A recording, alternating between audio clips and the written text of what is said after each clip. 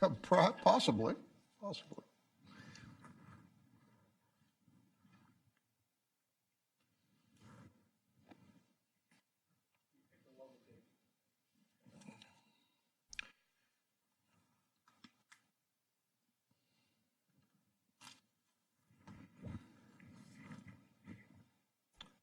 You ready, Brendan?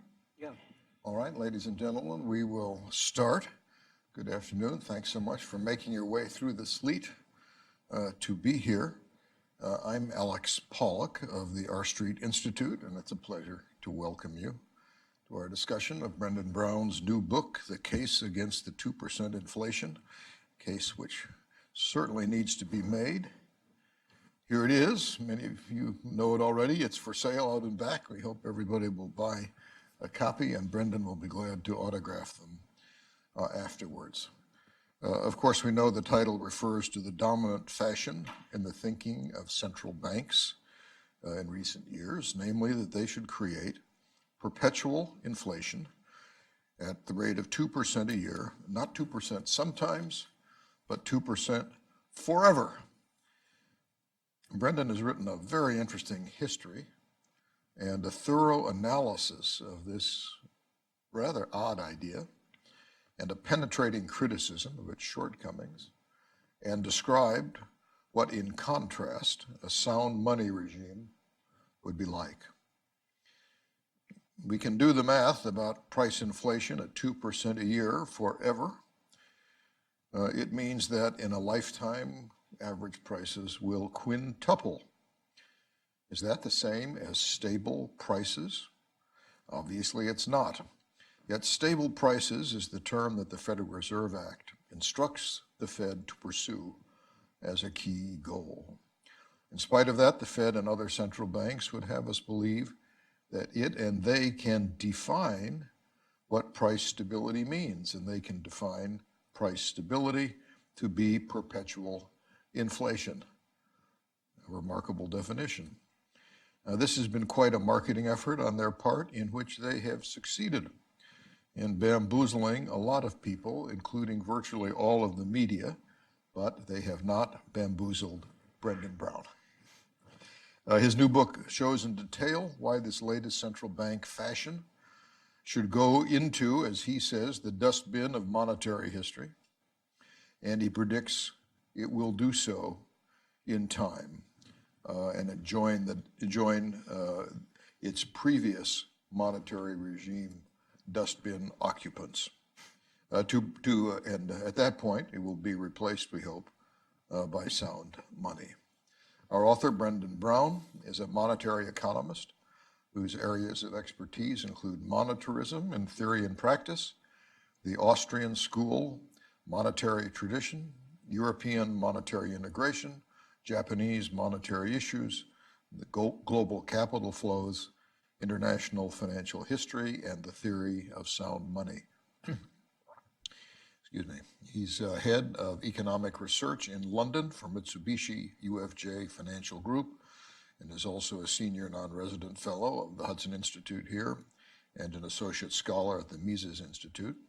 His provocative previous books include The Global Curse of the Federal Reserve, Euro Crash, How Asset Price Deflation Destroys the Wealth of Nations, and A Global Monetary Plague, Asset Price Inflation and Federal Reserve Quantitative Easing. Brendan received a PhD from the University of London, MBA from the University of Chicago, Master of Science from the London School of Economics, and an undergraduate degree from Cambridge University.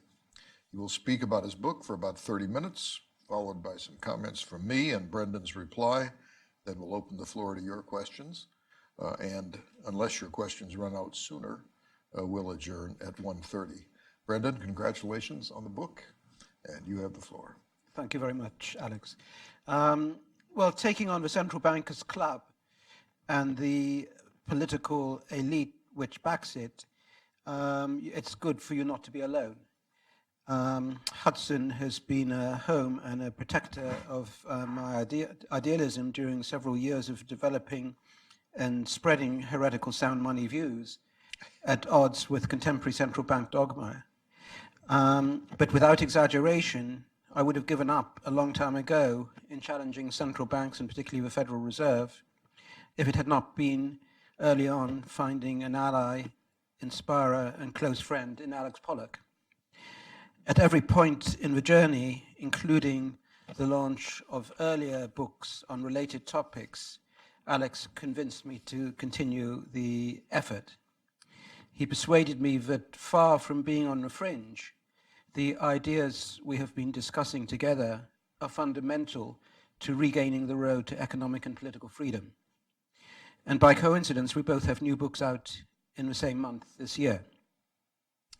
You've already had the privilege to hear from Alex, and again, after my comments, you will hear from him again.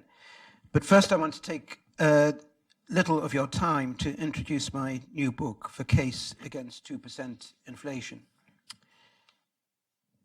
The title itself is less controversial now than when I wrote it. Why is it less controversial? That's due to the pre-launch publicity ahead of another book about to come out, this one by Paul Volcker. The ex-Fed chief, famous for ending the great inflation of the period mid-1960s to the late 1970s, has made a main theme in pre-publicity articles attacking the 2% inflation target. In fantasy, I might even play with the idea that Paul Volcker's read my book. But let's get real. Instead, Volcker's critique is that of a monetary bureaucrat. And what I mean by that, it's very late in the day, very lame, self-excusing, and missing the main point. It was, after all, his rapid abandonment of monetarism under pressure of James Baker in the second Reagan administration that set the stage for the madness of a 2% inflation standard. It could have been different. I argue in the book that once in maybe 100 years, an opportunity comes along for sound money, and that is new after a period of high inflation, such as we had in the period mid-1960s to mid-1970s, and such as the United States had after the Civil War. And these periods, or after the First World War, which I'll come on to discuss, these periods of high inflation do produce a springboard for a sound money alternative. But unfortunately, Volcker muffed this completely in giving in to the pressure from the Reagan administration at that time for an overall dollar devaluation because of the widening trade deficit. And when it came crunch to crunch, Paul Volcker never changed the spots, which he had as the leopard in the Nixon administration of organizing dollar devaluations to address the US trade deficit as they saw it at that time. And it's surely a bit lame for Volcker now to be saying that what he would replace the 2% inflation standard with is benign oversight by central banks, becoming more aware of bubbles and taking this into account. The last thing we need now is another episode of beefed up central bank discretionary judgments. But that's all running ahead of my story. The last 20 years of monetary history have been devastating. And what I mean by devastating is that the waves of bubble and bust have rolled across global asset markets, and in consequence, the growth of real economic prosperity has been disturbingly low. If you look at the growth of investment, the growth of productivity, the growth of real living standards since the late 1990s, we have a remarkably long and slow period of any increase in real economic living standards. And this could be symptomatic in part of the huge malinvestment and low investment which has gone along with the 2% inflation standard, which was adopted by stages from the mid-1990s onwards. Indeed, it's possible to question in this 20-year period the fundamental optimistic assumptions about capitalism producing economic progress. And it may turn out that the huge malinvestment of this period has been the extent of technological innovation in related to big data, the big tech companies, which after all have not boosted living standards and productivity growth and produced a lot of other problems which we're all too aware of.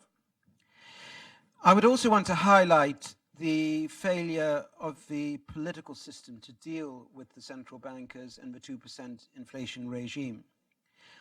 All of these waves of bubble and bust and the low economic growth outcomes has occurred without any effective pushback within the mainstream of a political process, whether in the United States or in Europe or in Japan. Yes, the political chiefs have paid a price. It was George W. Bush brought in Bernanke to run a 2% inflation standard, and it ended up in crisis for which the Republicans paid a heavy price. But this wasn't reflected in the Republican Party developing a coherent credo against the 2% inflation regime. Yes, there's always been an undercurrent of anti-Fed feeling within the Republican Party until recently, which has pretty well all disappeared. But there was never a coherent view developed within the Republican Party against the incoherence of the 2% inflation regime and how it was causing the flaws which I describe in this book. So in the US, a feeble, flawed, and now collapsed opposition has taken place within the Republican Party against mainstream monetary orthodoxy.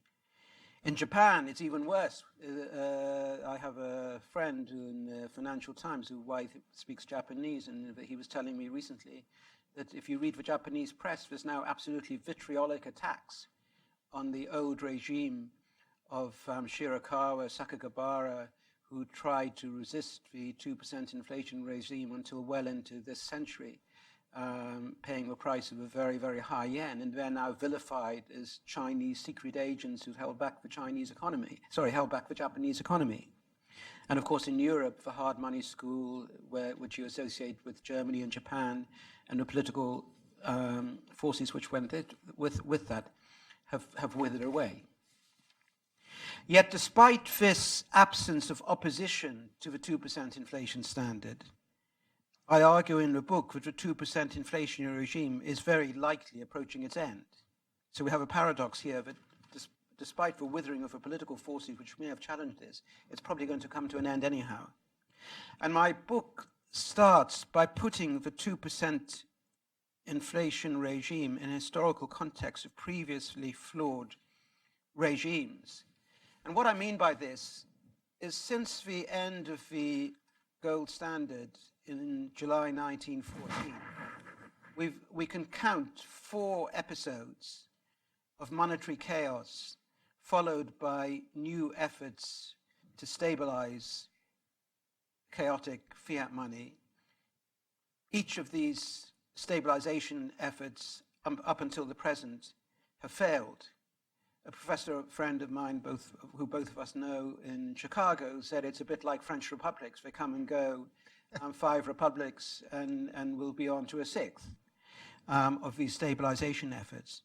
I don't want to go through all these regimes in time, but just to give you a flavor, we had the high inflation, floating currencies of the post-war period after the First World War. The attempt to stabilize things with the gold exchange standard blew up with the German crisis and Great Recession, the Great Depression, and the breakdown of international monetary order. Then we had the long chaotic period which followed that Great Depression, currency wars, then a very brief period of 10 years where there was a stabilization attempt under the Bretton Woods system which blew up with the high inflation of the late 1960s. Then we had the attempt after the breakdown of Bretton Woods to restore order through monetarism, with Germany and Switzerland leading the way, and eventually the US coming on to the monetarist experiment for briefly 2 years in the early 1980s. And then, as I mentioned, that was all blown apart, not because it failed from within, but because Volcker succumbed to the pressure of the Reagan-Baker people to devalue the dollar. And that also, by the way, ended monetarism in Europe, because one effect of that dollar devaluation under Volcker was to push up the Deutschmark against all the other currencies, create a huge new dynamic in Germany for European monetary union, and European monetary union in turn spelled the end of the monetarist era in Germany. So the misfortunes of Paul Volcker extended way beyond the United States. And then after the high inflation, which returned in the late 1980s, and the big asset inflation, which was most intense in Japan of that dollar devaluation Volcker era, we had a new attempt at stabilization, for which I say in the book The Evil Genius was Stanley Fischer. The idea here was that let's abandon all the previous attempts of stabilization, which actually involved having some sort of monetary-based control, a bit like an ersatz gold standard. I mean, all these previous attempts, gold exchange standard monetarism, actually were monetary-based systems where interest rates could float freely and the central banks would target the monetary-based creation. Stanley Fischer, in his articles in the 1970s, heavily criticized that and endorsed what we could call an econometric type standard, that central banks were going to use their new econometric tools based on neo-Keynesianism and the Phillips curve to target a specific inflation rate, a 2% inflation rate, and that was to be the new standard. Of course, it was an emperor's new clothes standard, because we know very well that central banks and these econometric tools do not allow, nobody has the least clue where inflation is going to be or how inflation is determined, especially in a world where there's no stable monetary anchor. You may get long periods of inertia, but long periods of inertia are no guarantee that the inertia is going to go on and go on and go on, but some shock can come along and you get a very unexpected outcome. And I argue more importantly than any of this adoption of a 2% inflation standard occurred at precisely the wrong time in economic and monetary history. Because just as the Federal Reserve was discussing from the mid-1990s onwards about the 2% inflation target, in fact, we were having a very important downward rhythm starting in prices. And this is a very key point to get. The neo-Keynesian Stanley Fischers, who want to target a stable inflation rate over time, are in fact struggling with the very essence of the capitalist economy. Because in a capitalist economy with sound money, prices are not stable year by year, and the inflation rate should not be stable year by year. During periods of rapid productivity growth, technological change, labor market adaptation, digitalization, you would expect there to be periods when prices are falling. You would expect other periods where prices are rising. And indeed, the expectation of some pro-cyclical move of prices where they fall during a recession and rise during a boom is intrinsic to the capitalist economy picking itself up out of recessions and into recoveries. So the idea we're going to sit here and stabilize a given inflation rate or a given price level year by year is just complete antithesis of how a capitalist economy with stable money should work. Now, the fact that the prices were tending to fall just as the Greenspan Fed and the ECB and then Bernanke were all driving the global economy onto a 2% inflation standard meant that, in fact, the central banks were trying to push up prices at a time when the natural rhythm was downwards. And what was the corollary of that? The corollary of that is that they were manipulating interest rates, because the essence of a 2% inflation standard is manipulating interest rates. They're no longer freely determined, as is the case when monetary base is a pivot of a system. They were driving interest rates down below their hypothetical neutral level that nobody knows towards achieving a higher inflation or a price rise, when in fact the natural situation at that time was for prices to be falling. So surprise, surprise, when you have interest rates which are being suppressed, you get all the irrational forces being produced, which are the essence of asset inflation. I'm very struck by, and I'm sure many of you have read the work of Daniel Kahneman, and how if people are presented with a bad outcome, a certain bad outcome, they would rather take a bad bet. if you give people the choice between certain loss or a bad bet, people go for the bad bet, even although that's irrational according to neoclassical economics. Now, in a system where central banks are targeting 2% inflation and inflicting sure loss in the long run on monetary assets, what do people do? They look for bad bets. But they don't like to admit for themselves that the bets are bad. They spin narratives which make the bets appear good. And indeed, under these conditions of asset inflation, you get more and more speculative narrative telling and less natural cynicism, which would break those speculative tales. And that's exactly what we've seen under the regime of the 2% inflation standard. Now, a good part of my book is going into what asset inflation means, because this is a term that's used more and more, though you won't find it in Volcker's book. And you won't find it in Greenspan's book. But what is meant by asset inflation, I think in today's world, is an intensification of irrational forces. And you see this in a number of ways. You see growing financial engineering. What are financial engineers doing after all? They're boosting leverage, changing the capital structure of firms in ways such as to boost the equity value of the firm. If we were in irrational markets, we all know from Finance 101 and the Modigliani-Miller theorem, changing capital structure doesn't have any effect on capital values.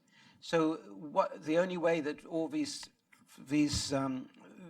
financial engineering techniques can actually work is through stimulation, or through there being an environment where rational forces are strong, which is precisely what we have under conditions of monetary inflation. Where you also see these symptoms of asset inflation are in the vast carry trades. The vast carry trades which you see going from low interest rate monies into high interest rate monies, from illiquid assets and from liquid assets into illiquid assets, from low risk credits into high risk credits. All of these strategies designed to satisfy the hunger for yield are in essence bound to fail in the long run, but they get fanned by this process of monetary inflation. Now, I could discuss this a lot more, but what I want to come on to is, in terms of bullet points, is to talk a bit more about the speculative narrative of this cycle, this particular asset inflation cycle, which started back in 2009 and 2011. What are the characteristics of this asset inflation cycle? And I would say the characteristics are the following. First of all, the big narrative of this cycle has been monopoly. What do I mean by that? Wall Street has been chasing monopoly profits, the belief that big tech, big banks, in general, big companies in the US have managed to achieve higher profit margins on a sustained basis than would be true under a competitive capitalist economy. That has been the narrative. People chase Amazon, although it's got no monopoly profits as yet, because it's going to be the future monopolist. They chase Google because it's got high monopoly profits and they think these monopoly profits are going to last forever, and so on and so on. So what we have is in this cycle has been a combination of monetary inflation and big monopoly. Monetary inflation has been fueling monopoly capitalism, and in turn, we've had all the malinvestment I've been talking about, which we can't know for sure until the end of the cycle. Another aspect of this particular cycle, and so I would say back just one point further here, that the monetary inflation has in fact encouraged whatever tendency there has been towards monopoly capitalism. And the monopoly capitalism in this cycle has become much worse than it otherwise would have been without this monetary inflation in the background, because the companies which offer any potential of monopoly profit have been bid up in the markets, and so they've been able to expand way beyond what they would have been without the monetary inflation. Now, I want to say something else. I would argue that not only is this monetary inflation cycle possibly the most devastating of all we've seen, although judgment has to be reserved until we see the end of it, it's also in many respects been the longest. You know, what we had back in every long cycle tends to have short cycles within it. You know, if you go back to the 1920s, the cycle from 1923 to 1929, actually had a mid-cycle, 25 to 26, when there was actually a recession. And Alex famously wrote an article on Benjamin Strong at the time, who was essentially the head of the Federal Reserve, writing a piece to his friend in Bank of France about how cutting interest rates in 1927 was giving a coup de whiskey to the stock market. That was the first Greenspan put. The Fed was worried stiff that the asset bubble in Wall Street was beginning to crater, that the lending boom into Germany was beginning to cool. So they tried to prolong the cycle by cutting interest rates in 1927, and they had some success. And you had asset inflation continuing. But the big difference between, and the similarity in this cycle is obvious. When you go back to 2015, 2016, Wall Street was wavering. China looked as if it was in slump. Global stock markets were pulling back, credit markets were pulling back. So what happened? Yellen Fed scrapped all the interest rate rises it planned for 2016. Germany, Europe went into negative interest rates. Japan went into negative interest rates. China pumped up its monetary repression, monetary inflation. And we got a big new inflationary cycle upturn through 2016, 2017. Now, the big difference between now and back in the 1920s was 1928 brought into power Hoover, who was a long-time critic of speculation on Wall Street and of the Fed. And the Fed moved quite deliberately in 1928 towards a much tighter monetary policy. What we had under President Trump was completely the opposite, although it could have been different. President Trump decided to endorse a bubble, to make the bubble the election theme, that people's stocks were going up and up, and to keep the whole bubble economy of Yellen, who he'd criticized, going for another year. And so that's why I say this is in many ways, the longest drawn-out monetary inflation we may yet have witnessed. Now, when I say monetary inflation, of course, all of you are saying, well, where's the inflation? But I repeat what I said earlier. The inflation is in the asset markets. It is in the goods markets, but it's camouflaged because it's camouflaged by the Amazon effects, the globalization effects that are keeping the prices down, even although the overall effect is monetary inflation. Sorry, I'm on near. You're at 25 minutes. I'm at 25 minutes. So I'm going to just finish off now in 5 minutes and leave for question session. The last big topic, I just want to address two topics. One, currency manipulation, and secondly, how this will all end. I would say one major fault of the 2% inflation regime has been its fanned currency warfare. So essentially, anyone, anywhere has been able to use the pretext of getting to 2% inflation to manipulate their currency. So at the moment, we have Germany, Europe running negative interest rates, even though German economy is at full pitch. And the effect of that is a super cheap euro. We have Japan deliberately pegging long-term interest rates at near zero, despite Japan being in all-time boom, shortages of labor, and current account surplus at 4 or 5% of GDP. So far, US seems to be doing very little about any of this, but of course, US itself has manipulated its currency further back in the cycle. And this comes on to my final point. I think this cycle is going to come to an end, most likely without a rise in goods and services inflation from present levels, but through an asset deflation process, which may already have started, superimposed on which will be a very serious credit deflation, which will take on board all the increase in leverage, particularly in private equity in the United States and the emerging markets with the big increase in dollar leverage. That combined over downturn will mean that all this talk about 2% inflation, there's no prospect for several years in a serious recession and asset deflation of inflation anywhere getting 2%. So 2% inflation pretty well goes by the by for now. That's what I mean by the end of a 2% inflation standard. But by the same token, I think the US in the next recession and asset deflation process is going to wage a very big currency offensive against all the foreign currency manipulators, China, Europe, and Japan.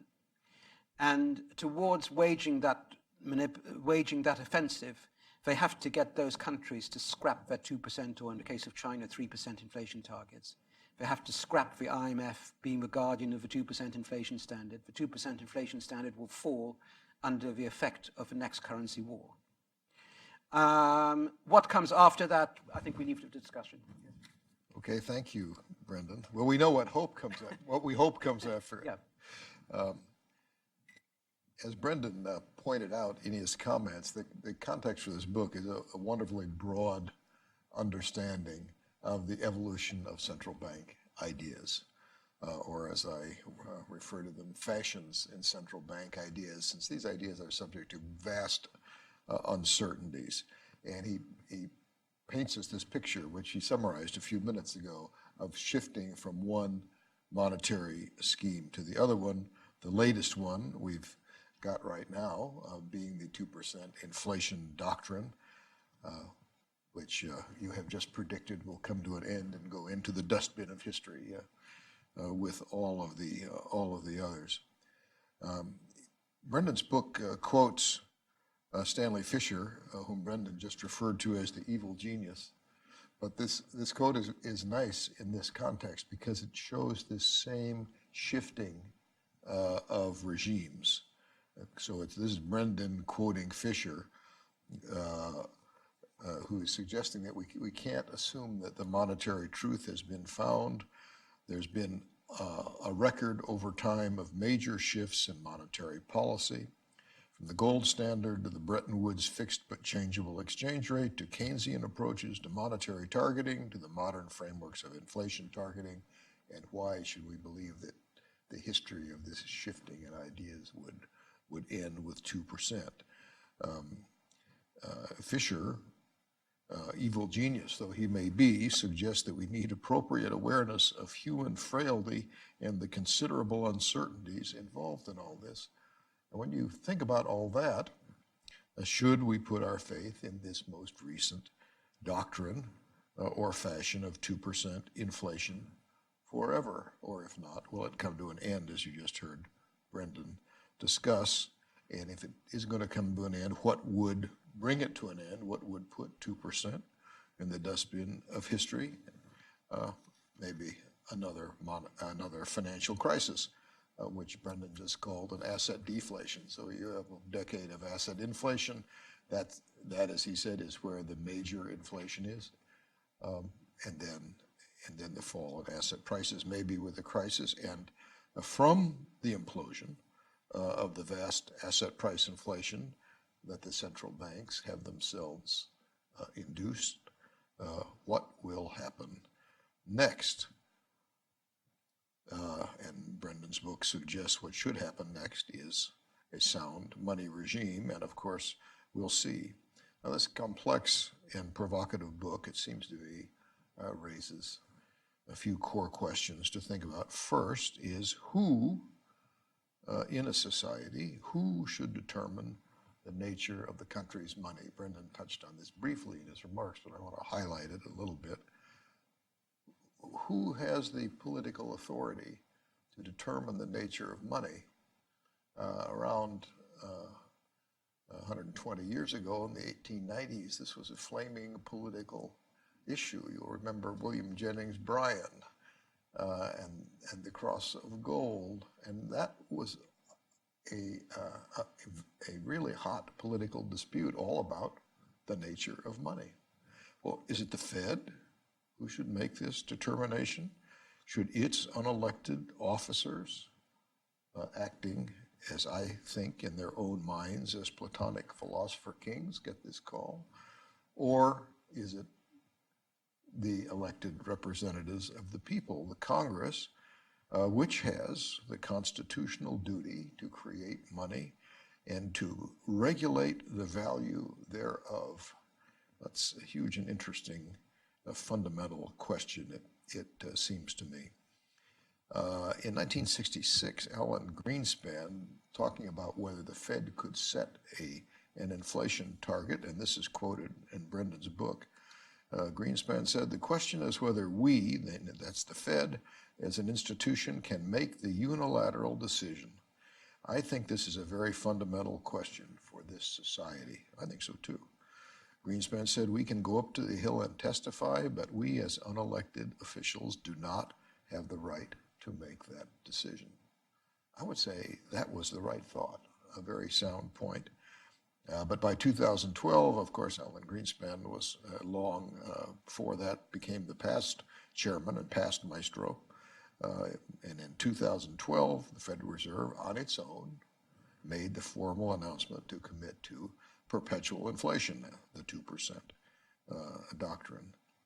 The next core question I'd say is, and this is one that's a classic question, can central banks know what the right interest rate is so they can successfully operate as the National Price Fixing Committee for interest rates? Well, this ability to know that is the very thing that sound money advocates like Brendan and me doubt or deny that central banks can successfully do that, and the record seems to support us. Do central bankers themselves share this doubt? They should. One wonders. Third question I'll touch on, and Brendan discussed this, but I'm going to say it in a slightly different way. Is deflation always bad?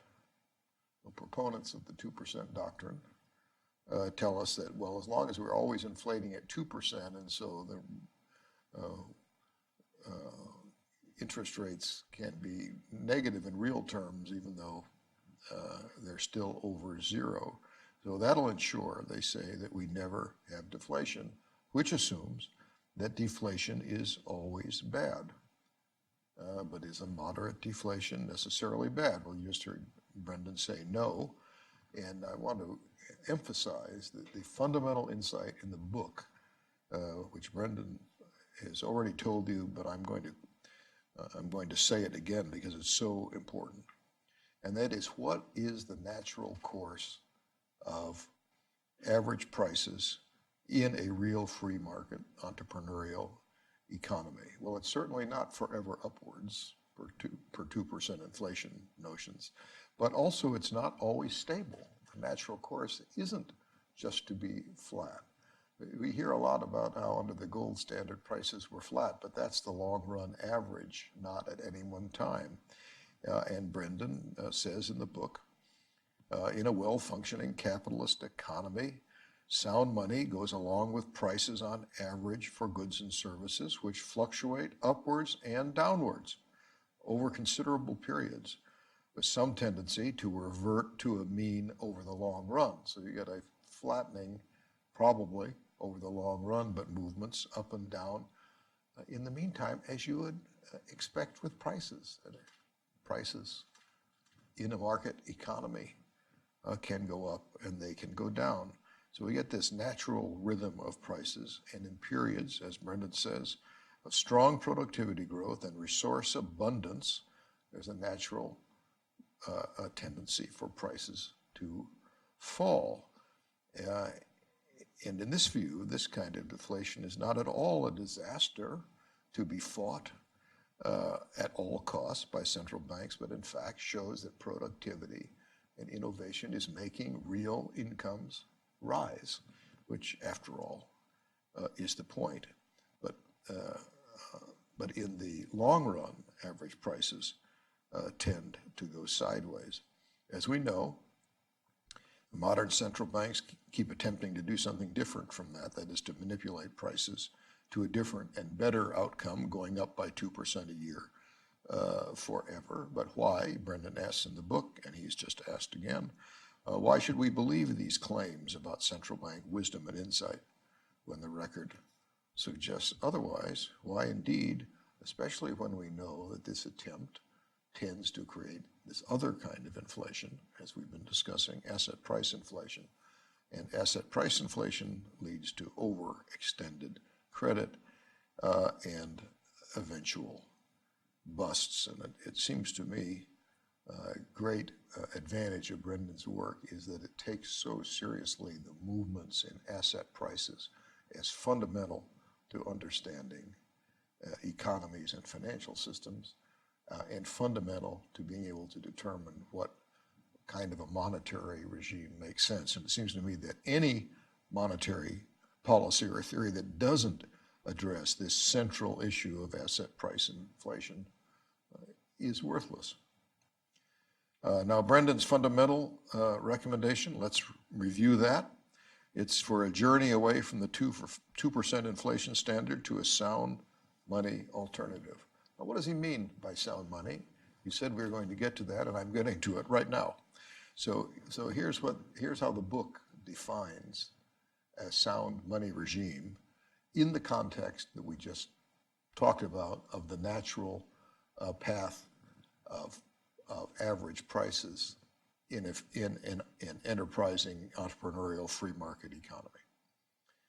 Says the book that about sound money, the guiding features of a sound money regime are market determination of short and long-term interest rates, free of any official manipulation.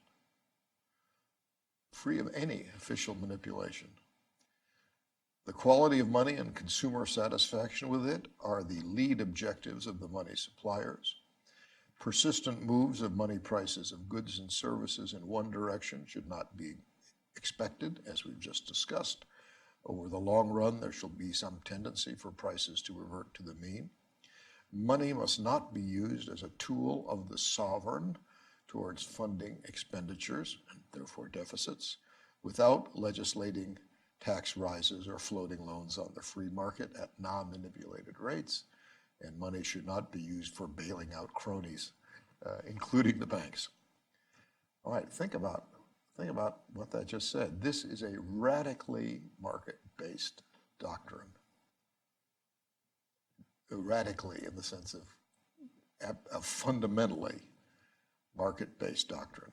It has no role for the central bank as the National Price Fixing Committee for interest rates or prices generally, or as the allocator of credit.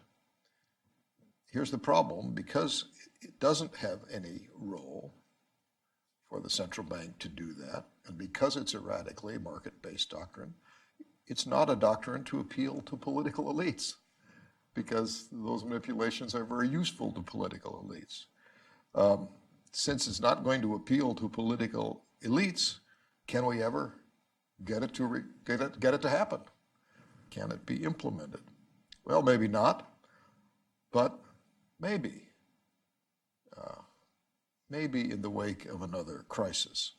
The first step now, in my opinion, is to articulate the ideas which constitute a sound money regime. For as John Maynard Keynes famously observed, soon or late it is ideas which are dangerous for good or evil. And all of us in the think tank business, like Hudson Think, it's creating ideas like that for the long run, which create good or evil and have the power in the long run. So we start with the ideas, that's first. Then, as an old boss of mine liked to say, don't get tired. So don't get tired, Brendan. And thank you for this very interesting read. And it's your turn for any further comments you might have. Well, thank you very much for a great summary, Alex. Maybe as you're, in many ways, I defer to you as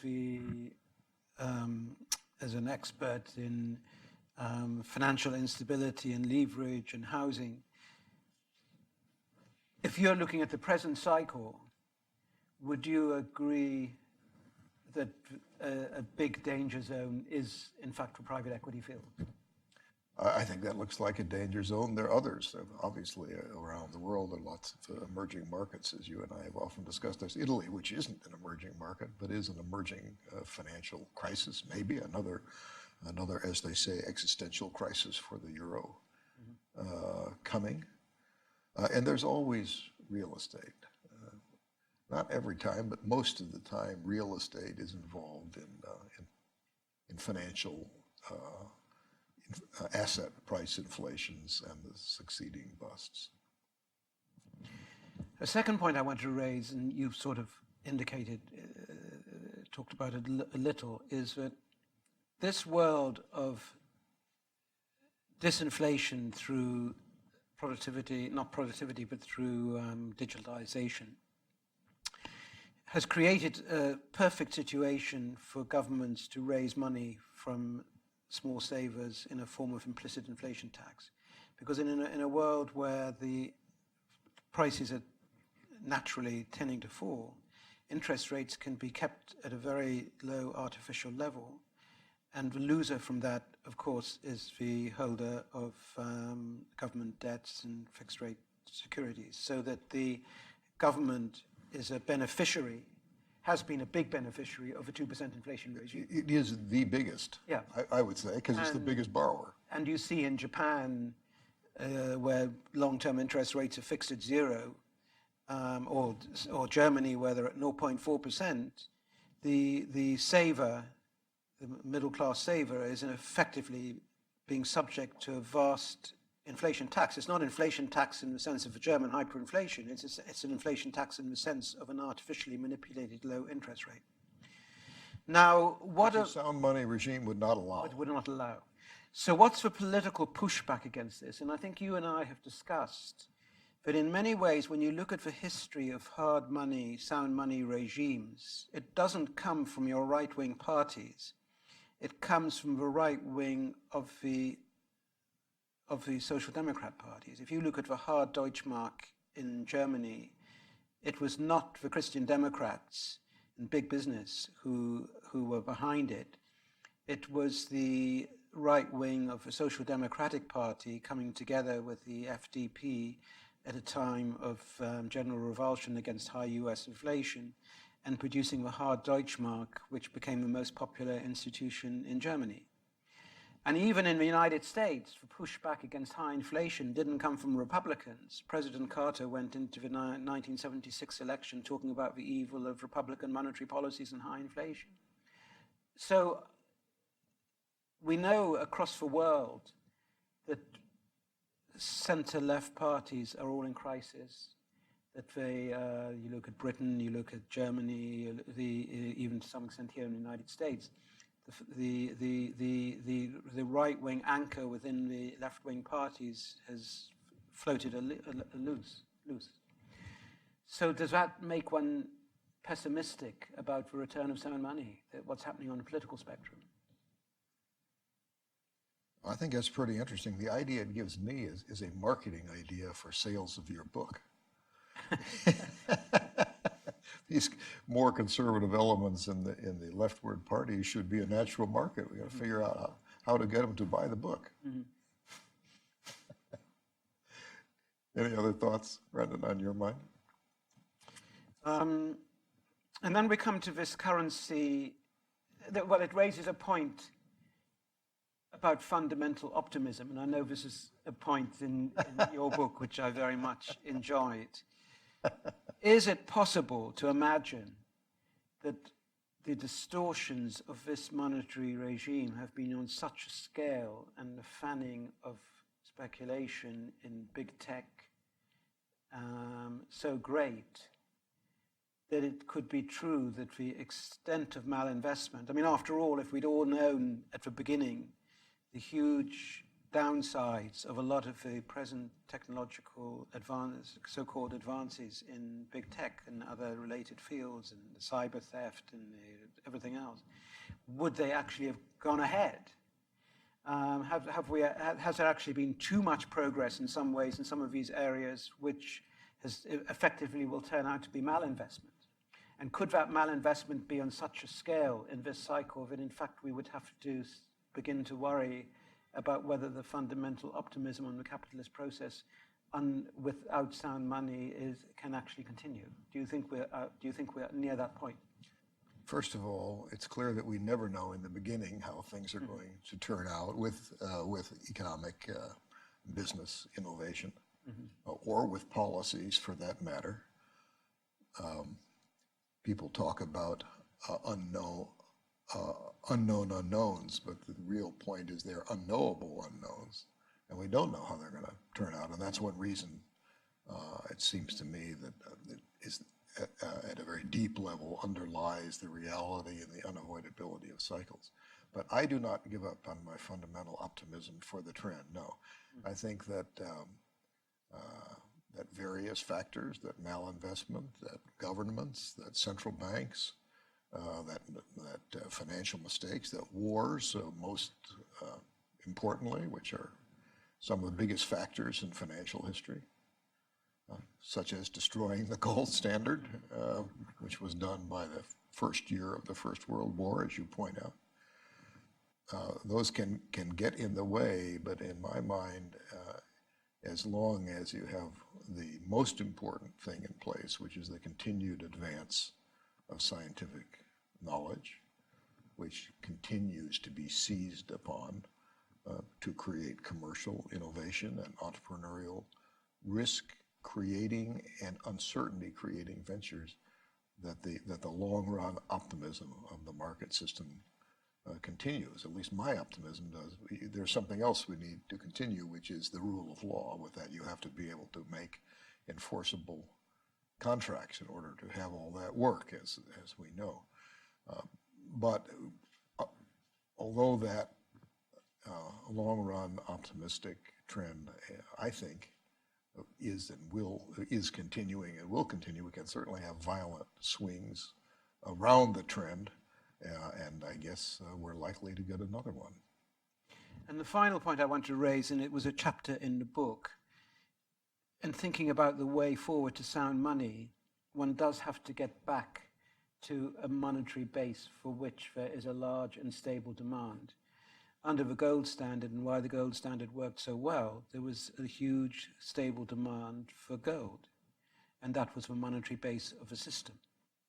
The problem with a modern fiat system, especially one where big tech and big banks and big governments have fought as a very successful war against cash, is can one ever recreate under a fiat money regime, as we now know the nature of tech and the financial system, a large and stable demand for a fiat monetary base? Which has to be non-interest bearing. And if the answer, which is non-interest bearing, and if the answer is no, then the only real way back to sound money is gold money.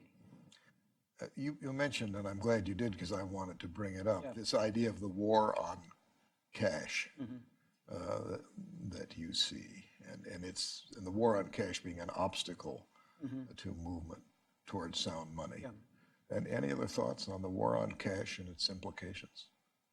Well, I mean, I think for war on cash, it's not clear. Excuse me, by cash we mean currency. Currency.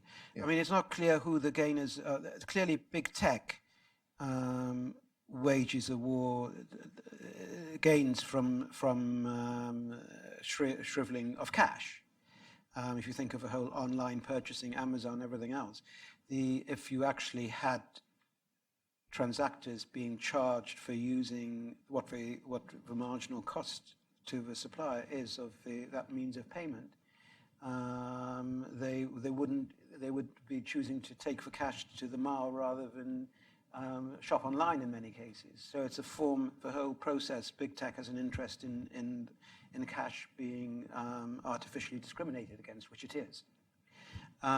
Big banks have a clear interest in cash being discriminated against. And for many, the credit card companies or transfer companies are a big source of revenue. It's less clear that big government's actually a gainer, because, I mean, after all, there's such a thing as seigniorage, and in a non-interest-bearing reserve money, governments can gain a lot from a fiat money, big notes. You just have to think of the Swiss National Bank or the Bundesbank once upon a time, how much they gained from cash being hoarded throughout the world. So it's a sort of uneasy alliance, but at the moment you do have an alliance of the three: big government, big tech, big banks, which is inimical to cash, which is inherently important for a stable monetary base. Altogether, they constitute Big Brother. Yeah. So, Brendan, thanks a lot for a really provocative and interesting and potentially very useful for the future set of thoughts. We want to open the floor, ladies and gentlemen, to your questions. We have a microphone, so if you'd wait for the mic and then tell us your name and your affiliation and ask your question. If when you have the microphone in your hand, you feel a sudden urge to give a lecture instead of asking a question, the chair will remind you that it's time for your question. I'm going to call on Bert first, then we'll get you, sir, then we'll come over to you. Thank you, Bert Ely, banking consultant. Brendan, thank you very much for being here to talk about your book. My understanding has always been that borrowers like inflation and lenders like deflation. Borrowers benefit from inflation and lenders will benefit from deflation. Given that debits equal credits and the amount lent equals precisely the amount borrowed, it would seem to me that you'd have an equilibrium between the deflationary interest of lenders and the inflationary interests of borrowers, which would lead to the marketplace constantly in equilibrium in establishing a nominal interest rate that would be neither, that in effect would preserve purchasing power, and that you would have essentially no inflation over time if you had market forces determining interest rates across the yield curve. What's the flaw in my thinking, or in fact, am I right?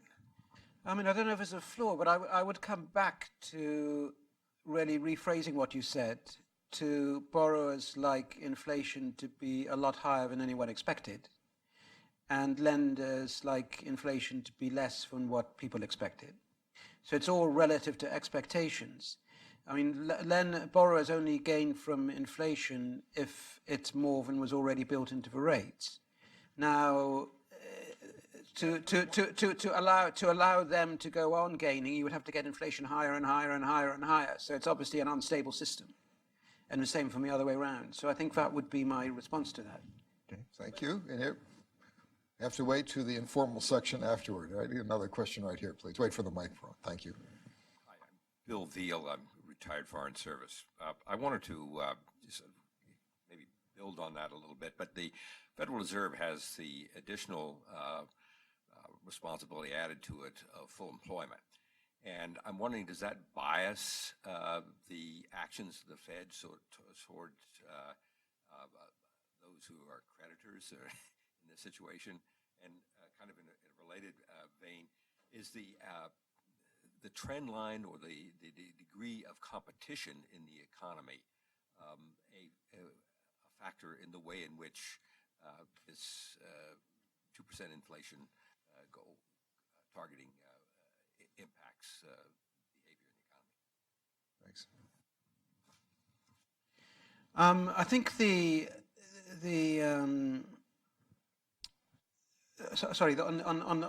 on the first point, do you mind just restating what? Oh yeah. I would say that the counter to that would be the sound money advocate would say that the sound money was the best way of achieving best economic outcomes, meaning high growth in prosperity, and well-functioning labor markets and high employment. So by the Fed getting the monetary regime, having a sound monetary regime, the rest would fall into place in the best of all possible ways. And trying to establish and look for short-term trade-offs between inflation and unemployment, and creating thereby some sort of monetary inflation process is only going to end up with these cycles which in the long run are detrimental. So I think that would be the response to that. So there isn't a conflict. I mean, the Fed to seriously engage and follow a sound money policy that would be fully consistent with its other objectives as set. No, and I know Alex probably has a strong view on that too. The second point on competition, yes, this is a huge issue. The fact that there has been growing monopoly in the present cycle, and in fact over the last 2 or 3 cycles, and has had an effect most likely in many ways, and also in labour market and wage determination. So if the effect of growing monopoly power has been to squeeze wages and in some senses to push wages down across a whole area of the economy, that might be one factor to consider in why we're getting this camouflaged type of result where inflation seems to remain low, even although monetary inflation continues to be high.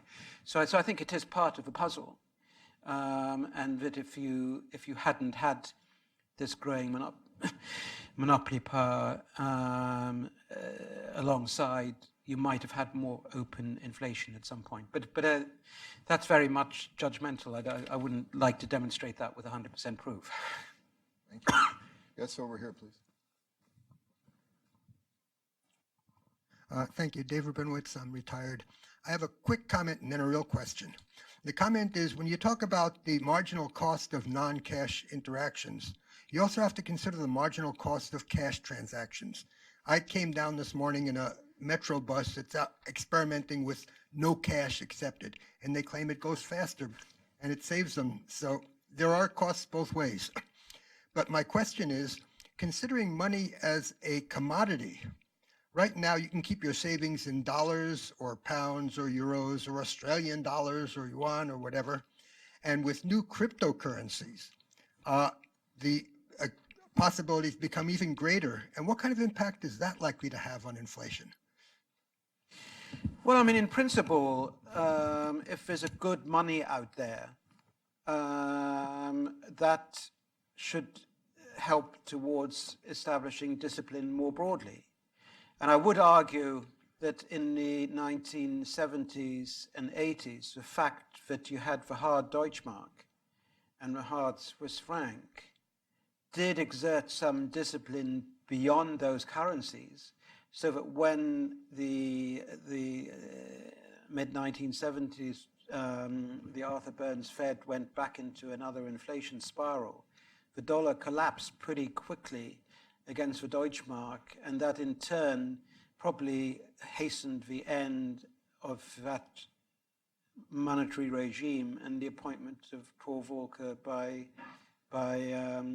by President Carter. So I think a monetary competitor coming along that is sound is a good thing, in inverted commas, for establishing wider discipline. I'll just add something there, and of course your point on their cost to everything, including cash, including currency, is right, since the fundamental proposition of all economics is nothing is free. Lunches aren't free, but nothing is free. There is another possible way to hold money, of course, and that's in precious metals, in gold, for example, which had a very interesting history in this country, which is now largely forgotten, that for 40 years it was illegal for American citizens to own gold. This is an astonishing act of despotism, I'd say, by the American government going back to 1933. But the whole point was to deprive that alternative from the citizens so that the gold couldn't compete with the dollar. On this point, I've often heard people say, yeah, but look at the price of gold, it doesn't do that well in dollars. But you know, if you were, say, in Venezuela, and you had your gold coins, you came out way ahead, or in any currency collapse, or in Zimbabwe, or in Greece. You came up very well with that option, and to be able freely to hold different modes is very important. Different modes of savings is very important for a well-functioning system. Good question, thank you. Next, other questions? Okay, Bert, we give you a second chance. Wait for the microphone. Again, a follow-up question. It seemed to me that if there's that nominal interest rates over time should, because of the equal and opposite interests of debtors and creditors, that nominal interest rates over time should establish or lead to a very low inflation rate. It may maybe slightly deflationary, times slightly inflationary, but that over time you ought to basically have stable prices because of what I will call the equal and opposite interests of debtors and creditors. So that's where the equilibrium would be. My question for you would be is, why wouldn't that be the equilibrium state? I would make a counterpoint here, and it's one I make in the book, that in fact, if you have a stable monetary base, which you have under a gold standard, what you actually have in a sound money regime is highly unstable and very volatile short-term rates. And your long-term rates actually are where the message of a market is. So that if you look at the gold standard period, and again, the same was true under monetarism in Germany or Switzerland, short-term rates are moving around all over the place. Overnight money rates can be 0% to 20%, and nobody really cares. And but that's all part of a process of keeping the monetary base to a given path. But the long-term rates rarely have a message, where that's where the borrowing and lending is done, and where people know what the real returns to capital are, and it's influenced by a whole range of micro decision making. And so what you're describing may actually be what we have under that sort of regime. Under the present regime, we have totally the opposite. The central bank micromanages and is terrified of any teeny rate rise in case they're frightened that it may rock confidence, goodness knows why. And the long-term rates have pretty well become devoid of any message either. People go on about the flattening yield curve and what it tells you about recession, but these long-term rates are not pinned down by any real economic decision-making. They're purely speculative barometers as to where people think that the central bank is piloting or manipulating its short-term rates. Thank you. Any other questions? All right, we're going to do another round right here, and then we'll come back to you. Others, feel free to get into this. Yeah. Thank you. You provoked a lot of thoughts here, but what about the inequality argument? Sorry. What about the inequality argument? How does your solution address those who are stressing that aspect of modern capital? I would come back to the point I made that that's one factor in why it's the left-wing parties and the right wing of the left-wing parties which are generally more in favor of sound money than is true on the right, because clearly when the asset inflation process is raging ahead, you get an increase in inequality. I would, however, qualify that, because a lot of the increase of inequality that you have got in this cycle could turn out to be very ephemeral. You know, when the asset inflation turns to deflation, when the great monopolies or the would-be monopolies crash, we may find that this whole redistribution of wealth was essentially a form of it was a monetary driven phenomenon which had no real substance.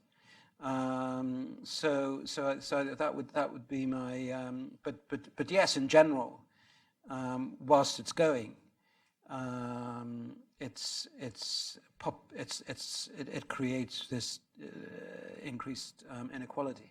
The asset price inflation and the bubbles, yeah, for sure. I'm going to go to the gentleman behind you, and then if we don't have other takers, we'll give you your second chance. Yes, go ahead. How about the commodity prices? Could you tell us who you are, please? My name is Usman Aslam, and I work as a financial consultant. How about the commodity prices in looking back in last 10 years and the inflation? Well, I would say commodity prices are certainly influenced by the monetary experimentation, so that when you had the first doses of QE from the Bernanke Fed, the dollar falls, commodity prices go up. But of course, that was also fanned by the China monetary bubble happening at the same time. So you had a commodity, you had a big increase in commodity prices. And of course, a big speculative story of that time, or a speculative narrative, was limit oil and shortage of oil, and you had the big rise in oil prices to $100 plus in the first part of this cycle. That was one of the earliest busts and speculative narratives which went into reverse. Gold itself is sort of a different story. I mean, gold is clearly to some extent inverse against the dollar, inverse against interest rates. But on the other hand, it is something which moves in response to long-run monetary anxieties. So that's how I would describe it in the present cycle. Yes. Thank you again. I have a question about hard currency that's backed by a fixed asset like gold. Unless the quantity of that asset grows, as the rest of the economy grows, you're going to end up with more assets, same amount of money. Isn't that deflation automatically? But of course, the gold does grow. I mean, that if you go back to what Alex was talking about, Bryant and the cross of gold, he couldn't have made a worse prediction when he was talking about the cross of gold, because that was just at the beginning of increased gold production around the world, new discoveries, the cyanide process. And a lot of that was generated by the fact that because prices had been falling for so long under the deflation of the 1870s and 1880s, the profits in the mining industry had become much larger. So that incentivized the technological progress and which produced the increased gold supply. So there is an inbuilt balance from within the gold industry which prevents long periods of deflation taking place. And by the way, when Brian talked about the cross of gold, there must have been a lot of people living around at the time, contemporaries, who would actually have recollected that during a period of falling prices of the 1880s, it had been the most rapid period of economic growth and living standards in the US ever, including today. I think anybody who's had a turn, you're going to have to wait till afterwards, but yes. Hi, Joaquin Gokilai, Hudson Institute. I came here a little late, so I'm sure you probably touched on this, but I'd like to ask about rules-based and econometric-led monetary policy. We have the Taylor rule, which we scrapped, but what are your thoughts on determining on interest rates? My thought is that the Taylor rule is part and parcel of the 2% inflation standard, and in fact, to operate the Taylor rule, you need to put in an inflation target, you need to put in neutral interest rates, so the central bank has to know what the neutral interest rate is. You have to put in the natural unemployment rate, so the central bank has to know what the natural unemployment rate. It's part of a whole emperor new clothes apparatus, because nobody knows any of these things. As Chairman Powell honestly said, Which he honestly said. we have these natural rates that we use in creating policy, but no one, including us, knows what the rates are. So the idea that the Taylor 2% rule is in any way an automatic rule, which is akin to the gold standard, I think is total bogus. And I think the Republican Party made a huge mistake in taking Professor Taylor as their sort of monetary standard, rather than thinking much more critically about what was wrong about 2% inflation standard. Any other questions from somebody who hasn't asked one yet? All right, I think at that point, we're going to draw this to a close. I know Brendan would be glad to continue the discussion afterwards informally. He's also going to be glad to sign books if you'd like your book autographed. Brendan, thank you very much for a really interesting and provocative discussion. Thank you, Alex, and also thank you for the audience for your stimulating questions.